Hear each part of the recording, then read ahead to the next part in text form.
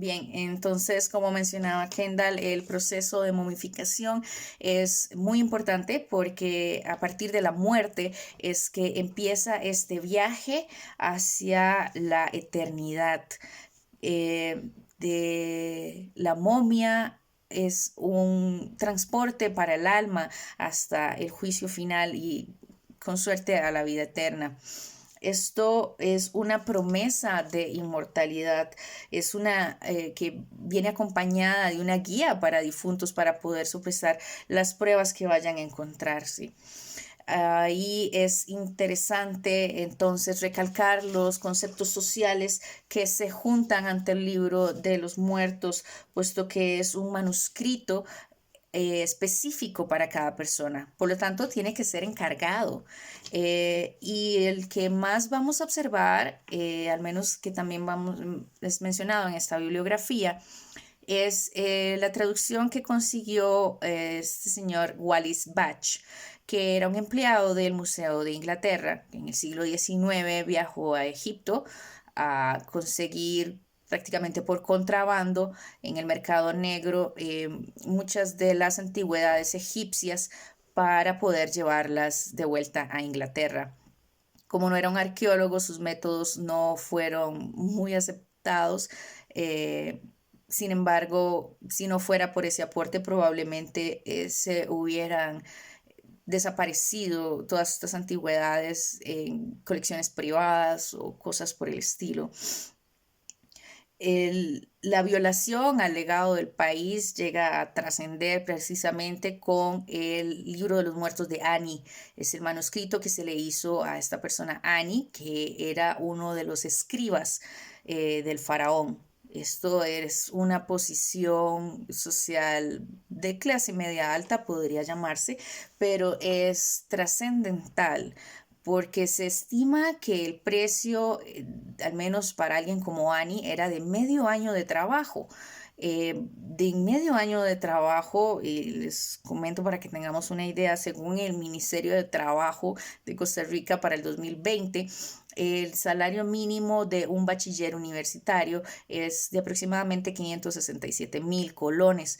Esto por 6 meses nos da un poco menos de 3,5 millones de colones, eh, lo cual no es algo que se pueda costear con facilidad para cualquier persona. Y esto haciendo una comparación pobre, en realidad el costo del adquirir un pergamino del libro de los muertos era muy elevado y era exclusivo. Sin embargo, generaba un capital bastante acomodado para las personas que sí lo podían pagar. Es una producción en serie de un pergamino elaborado hasta 24 metros, de ser majado, de utilizar las hojas del pergamino egipcio. Estaba hecho de papiro, que era una planta que crecía alrededor del Nilo con mucha facilidad y que en el clima seco del Egipto podía mantenerse por miles de años. Sin embargo, después de tomar la planta del papiro e irla majando poco a poco hasta crear todo el largo, la longitud que necesitaba, se iba a hacer la producción de los conjuros. Escribir los conjuros, hacer los dibujos de los jeroglíficos, que pues, no era cualquiera que lo iba a hacer y era un proceso largo, ¿verdad? Estamos hablando que este manuscrito de Ani mide alrededor de 24 metros. Eh, Sin embargo, de ahí baja de los faraones a las clases altas y les permite entonces a todos estos que son momificados tener una guía para poder llegar al más allá. Pero entonces, ¿qué pasa tras la muerte? Los egipcios creían que los se despertaban en el bajo mundo, en el Duat. Ahí se iban a enfrentar una serie de luchas y retos que tenían que derrotar para poder llegar al juicio final y a la vida eterna. Eh, Se iban a encontrar entonces con Anubis, que es el de la cabeza de chacal, que era el que se iba a asegurar que llegaran al juicio final y que llegaran a todos los sitios donde ocupaban ir, si podían superar una serie de pruebas y penalidades. al encontrarse ahí van a encontrarse con un universo caótico, con pruebas hasta podrían mencionarse irracionales, pero al mismo tiempo los conjuros estaban hechos para eso, pero nos da un reflejo de dónde ponía el pensamiento egipcio la crisis y el desorden que estaban encontrándose. Después de pasar por varias pruebas, una de las más importantes que queríamos mencionar es el de la apertura de la boca del difunto, que van a encontrar en el dossier, es el Conjuro 23, en donde básicamente no solo se abre la boca, sino los ojos y los oídos. Esto nos da una trascendencia filosófica sobre el despertar del cuerpo, y sobre, por fin, la utilización de la momificación como algo útil. El cuerpo está perfectamente preservado y por lo tanto le abren la boca y los ojos y puede de hecho decir los conjuros, puede ver a lo que se está enfrentando, puede tener una conciencia, lo cual nos da una visión sobre esta forma del pensamiento egipcio, y cómo llega a trascender inclusive a las sociedades posteriores, en muchas otras analogías.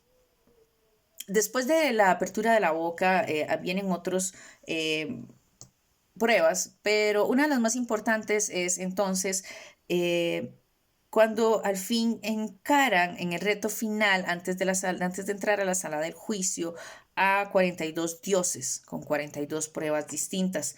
Y es ahí donde entonces van a hablar de la confesión negativa. Básicamente tienen que ir a abrir las puertas en frente de los 42 dioses, que son resguardadas por escorpiones. Si no responden las pruebas correctamente, los escorpiones se lo van a comer. Em, Como pueden ver también en el dossier, hay un extracto de estas confesiones negativas. Voy a leerles algunas.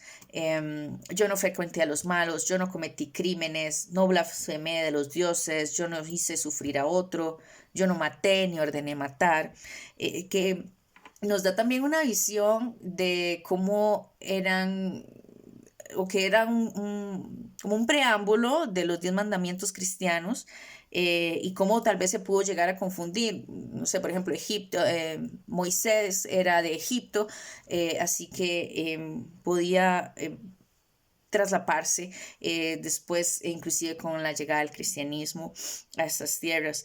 Es importante que no se confunda, eso sí, la confesión negativa con una especie de confesión como lo visto en lo cristiano, o un arrepentimiento. Es más bien un listado de las cosas que se dicen que no han hecho de manera negativa, y que responde a precisamente decir cierta pureza y cierta habilidad en ese sentido. Una vez terminados con las 42 puertas, se van a encontrar con el dios Horus, que es el de la cabeza de halcón, y es el que los va a acompañar entonces a la sala del juicio final, donde se viene una de las pruebas más importantes, que es, como lo mencionaban tanto Luis como Kendall, pesar el corazón. Esto, como mencionaba Kendall, en el proceso de momificación se hacía una especie de amuleto en forma de escarabajo redondo que se ponía en el pecho, encima del corazón del difunto. Pero por la parte de atrás del escarabajo vienen ciertos conjuros que lo van a ayudar a que ese peso del corazón le salga mejor. Recordemos que el corazón es el órgano más importante de los egipcios. Ellos creen que ahí están las emociones, la inteligencia, los recuerdos, toda la mente.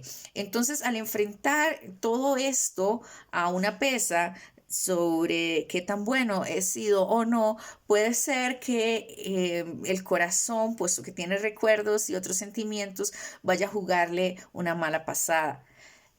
Evitando eso es que se escriben los conjuros detrás del escarabajo del corazón, y que se da además todos los otros conjuros mencionados en el libro de los muertos, para que a la hora de que la diosa Maat coloque la pluma en el otro lado de la balanza, el corazón pueda llegar y demostrar su pureza y su validez con los conjuros y poder merecer la vida eterna.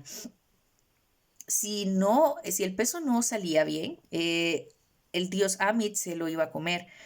Entonces es básicamente una prueba de la eternidad versus el olvido. Y nos lleva a las conclusiones de que efectivamente los egipcios, por ser una de las culturas más antiguas de la humanidad, solo nos ponen en retrospectiva una imaginación histórica para un pensamiento mítico sobre lo que es importante para el ser humano, lo que es valioso y cómo desarrollar nuestra vida en función de eso. Desde los antiguos egipcios, la muerte y la vida eterna eran lo más importante y su vida cotidiana se desarrollaba en función de esto. Eso generaba legitimación y poder político en desarrollo de todas las actividades económicas y sociales de la vida que desarrollaban y hoy por hoy nos siguen manejando en esta creencia de la eternidad y de trascender de una manera u otra. Muchas gracias por su atención, espero que lo hayan disfrutado, lo hayan comprendido un poco mejor y recuérdense lavarse las manos y quedarse en casa. Hasta luego.